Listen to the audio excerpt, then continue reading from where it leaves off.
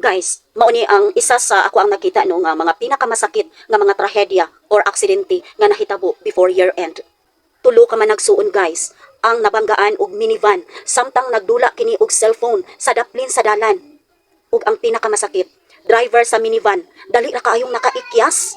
Ginoo ko, nahitabo ni guys ni atong Martes, Disyembre 30, 2025. Diin ang tulo ka bata no nga nagdula og cellphone daplin sa dalan, tulo ni sila ka man nagsuon, gibanggaan ra og kalit sa naghaguros nga minivan. Didto kini nahitabo sa Arakan, North Cotabato. Ug tan-awan ninyo guys, nabilin pa gyud no ang plate number sa minivan nga nakabangga sa tulo ka man nagsuon.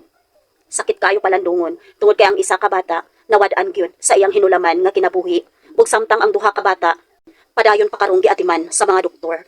Grabe guys, ang mga panghitabo, dili ka katuo. Wake up call usab kini no sa mga ginikanan. Labi na gyud katong mga nagpuyo no, daplin ug dalan or highway nga mabinantayon gyud sa mga anak. Labi na kung ang mga anak mga minor de edad pa or mga minors pa no nga dili gyud sila magpaduol sa kadalanan. Labi na ingon ani guys, oh, nagdula og cellphone. So syempre, nabisi ang mga bata, nalingaw ang mga bata og dula sa ilang cellphone, wala na nila mabantayi nga naa di ay naghaguros nga van.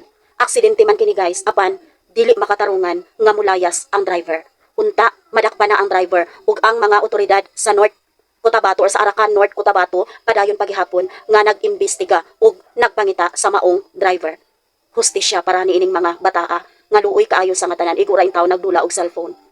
Mga ginikanan, mabinantayon gyud sa mga anak. Badlungon gyud nato ang atong mga anak nga magpalayo sa daplin sa kadalanan.